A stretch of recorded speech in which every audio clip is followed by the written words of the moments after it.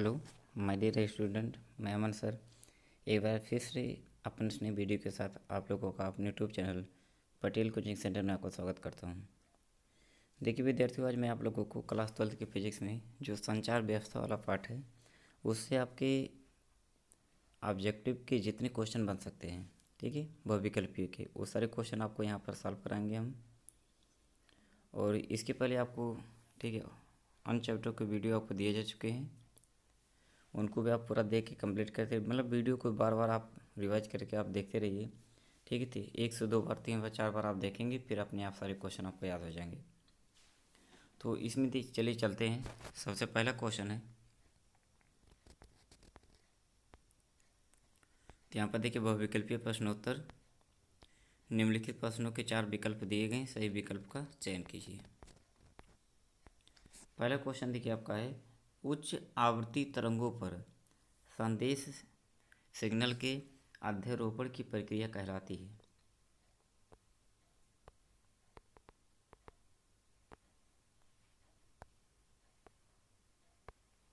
Zoom out.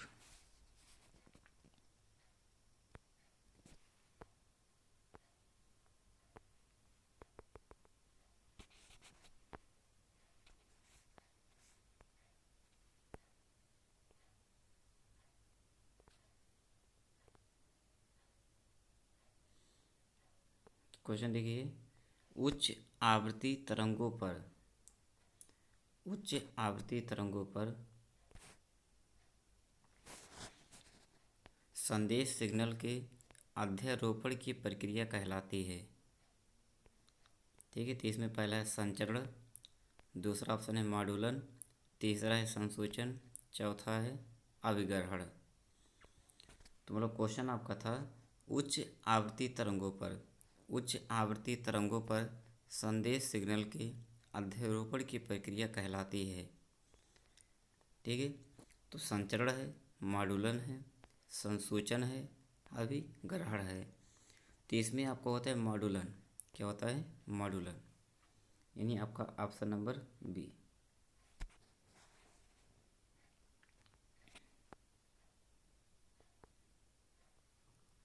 ठीक है, इसमें ऑप्शन नंबर आपका कौन सा सही था? बी वाला। तो चलिए क्वेश्चन नंबर सेकंड पे आते हैं।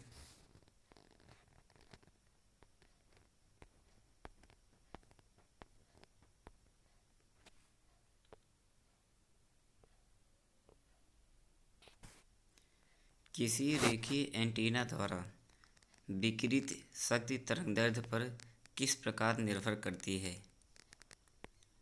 ठीक है।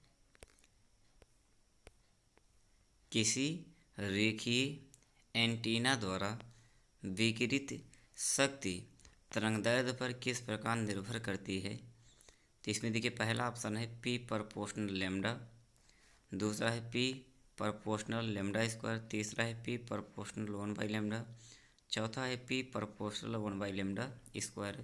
तो इसमें आप याद रखिएगा, इसमें ऑप्शन नंबर डी सही होगा, पी प्रोपोर्शनल 1/λ स्क्वायर।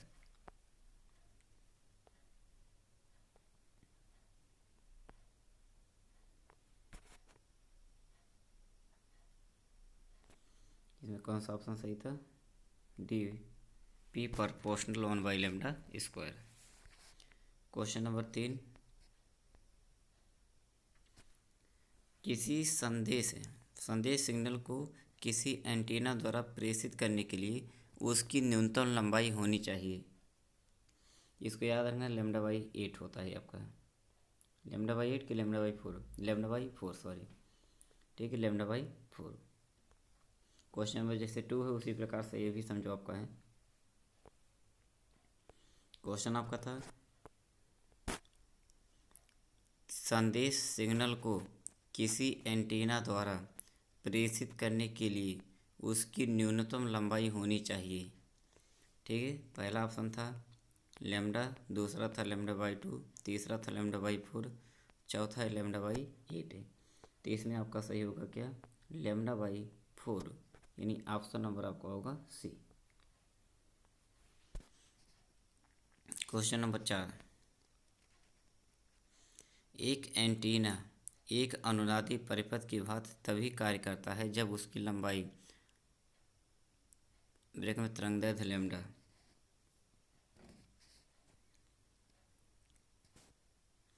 तो यहाँ पर उसकी लंबाई जो होती है λ/4 की होता है, λ/4। यानी इसमें मतलब कि तरंगदैर्घ्य लैम्डा क्या होती है, उसकी लंबाई ब्रेक में तरंगदैर्घ्य है।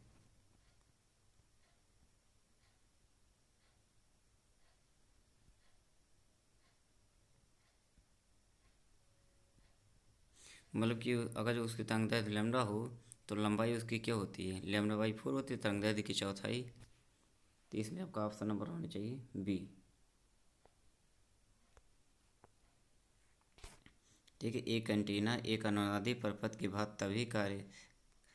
भांति कार्य तभी करता है जबकि उसकी लंबाई, ठीक है, ब्रेक में लैम्डा बराबर तरंगदैर्घ्य हो। तो इसमें आपका रहेगा ऑप्शन नंबर बी, यानी λ/4। क्वेश्चन नंबर 5 पर आते हैं।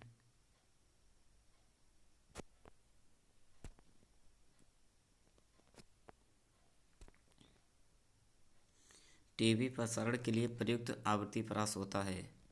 टीवी प्रसारण के लिए 33 मेगाहर्ट्ज से 300 मेगाहर्ट्ज होता है। ठीक है, यानी ऑप्शन नंबर इसमें सही है ए। टीवी प्रसारण के लिए प्रयुक्त आवृत्ति परास होता है। तो इसका आपको याद रखना है 30 मेगाहर्ट्ज से 300 मेगाहर्ट्ज, यानी ऑप्शन नंबर ए।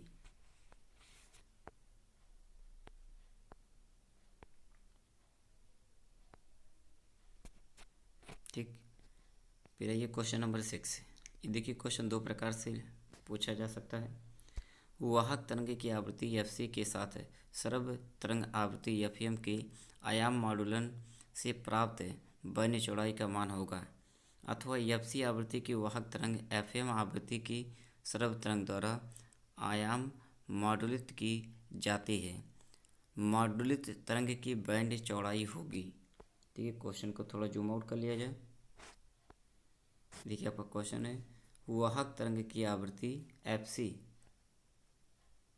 के साथ सरब तरंग आवृत्ति एफ के आयाम मॉडुलन से प्राप्त बैंड चौड़ाई का मान होगा, अथवा एफ आवृत्ति की वाहक तरंग एफ आवृत्ति के सरब तरंग द्वारा आयाम मॉडुलित की जाती है। मॉडुलित तरंग की बैंड चौड़ाई होगी। ठीक है, क्वेश्चन नंबर आपका 6 है। तो इसमें आपका सही होगा ऑप्शन नंबर बी 2FM।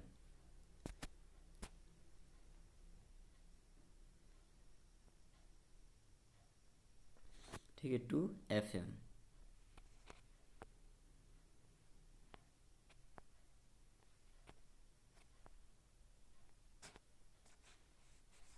इसमें सही था ऑप्शन नंबर बी।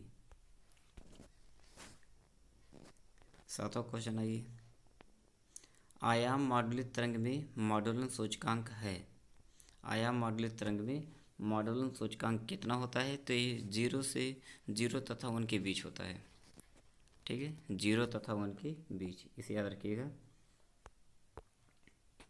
कि आयाम मॉडुलित तरंग में मॉडुलन सूचकांक है 0 से 1 के बीच।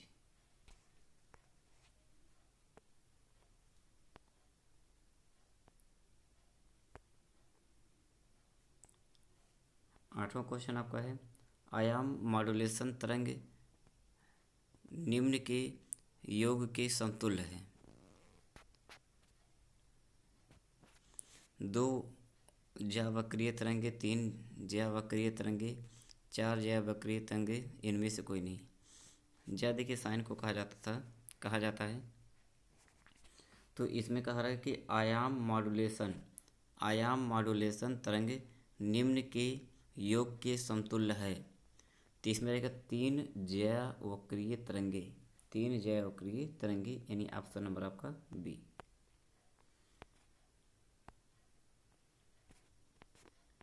Question number 9।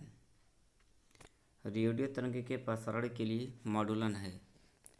रेडियो तरंगों के प्रसारण के लिए कौन सा मॉडुलन लगता है?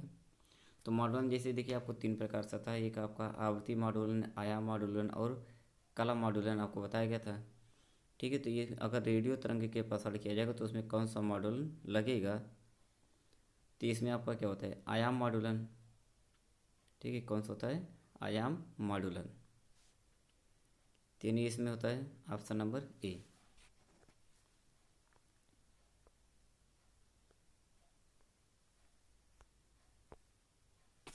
रेडियो तरंग के प्रसारण के लिए मॉड्यूलन है आयाम मॉड्यूलन, कला मॉड्यूलन, आवृत्ति मॉड्यूलन, इनमें से कोई नहीं। तो इसमें होगा आपका ऑप्शन नंबर ए, यानी आयाम मॉड्यूलन।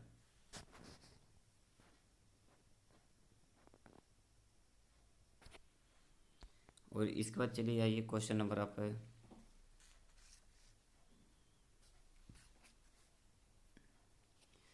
10 की तरफ आते हैं। क्वेश्चन नंबर आपका 10।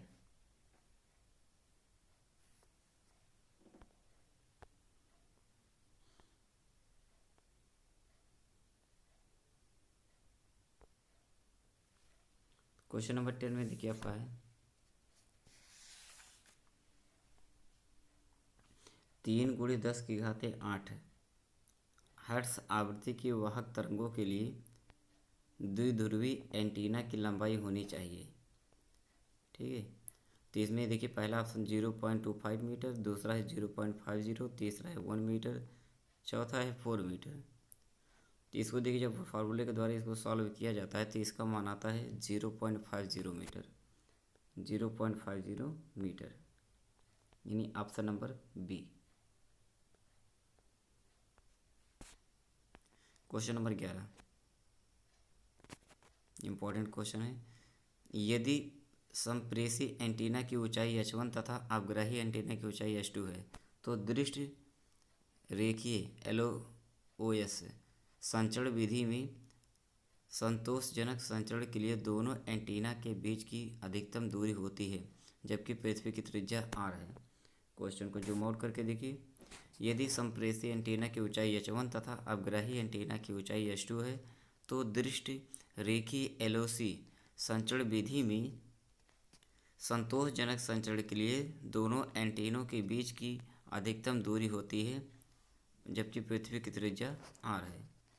तो इसमें होता है √2h1r प्लस √2h2r, यानी इसमें होना चाहिए आपका ऑप्शन नंबर डी ही सही होगा, option number D.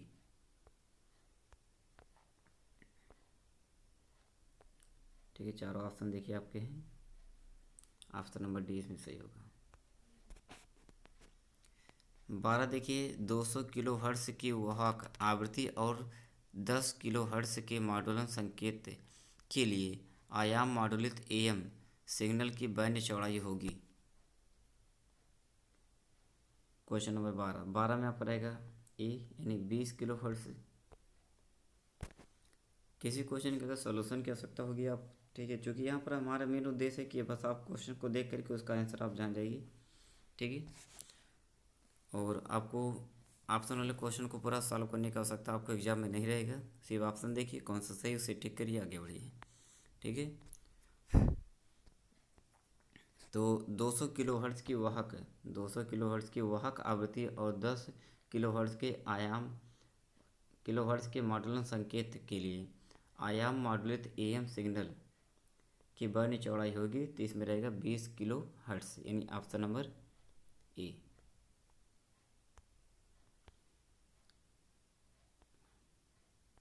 Question number 13 10 kilo hertz आवृत्ति तथा 10 वोल्ट शिखर वोल्टता के संदेश सिग्नल का उपयोग किसी 1 मेगाहर्ट्ज आवृत्ति तथा 20 वोल्ट शिखर वोल्टता की वाहक तरंगों को मॉड्यूलित करने में किया गया है। उत्पन्न पार्श्व बैंड की आवृत्तियाँ होंगी। ठीक है, तो इसमें देखिए आपका पहला ऑप्शन है 1000 से 900, फिर इसमें 1010 से 910, तीसरा 1010 से 1020, चौथा है 11 किलो मेगाहर्ट्ज से 9 मेगाहर्ट्ज। तो इसमें आपका क्वेश्चन नंबर 13 में आपको होगा ऑप्शन नंबर बी,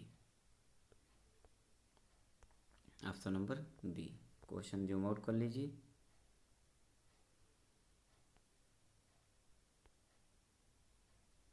बाकी चारों ऑप्शन आपके हैं।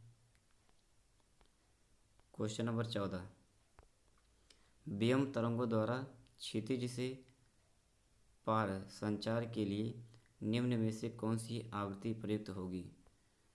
ठीक है, वियम तरंगों द्वारा क्षितिज से पार संचार के लिए निम्न में से कौन सी आवृत्ति उपयुक्त होगी। क्वेश्चन नंबर 14, तो इसमें रहेगा option number B 10 megahertz. 10 megahertz. Question number 15 है, UHF परिसर की आवृत्तियों का प्रसारण प्रायः किस प्रकार की तरंगों द्वारा होता है। UHV, ठीक है, परिसर की आवृत्तियों का प्रसारण प्रायः किस प्रकार की तरंगों के द्वारा होता है। तो इसमें रहेगा आपका ऑप्शन नंबर डी, यानी आकाश तरंगों के द्वारा। किसके द्वारा? आकाश तरंगों। लास्ट है, आयन मंडल से निम्न में से कौन सी आवृत्ति परावर्तित हो सकती है। आयन मंडल से निम्न में से कौन सी आवृत्ति परावर्तित हो सकती है। तो इसमें होता है 5 मेगाहर्ट्ज। 5 मेगाहर्ट्ज। इतने आपके क्वेश्चन आपके, इसमें ज़्यादा क्वेश्चन आपके नहीं बनते हैं। ठीक है, इतने क्वेश्चन आप तैयार कर लेंगे। अगर आना होगा इस चैप्टर से बहुविकल्पीय तो इतने ही क्वेश्चनों में से आपका आ जाएगा। इतना हमारा पूरा दावा है। तो ठीक है बच्चों, आज के लिए इतना ही रखते हैं। फिर मिलेंगे हम अपने अगले वीडियो के साथ। तब तक के लिए बाय।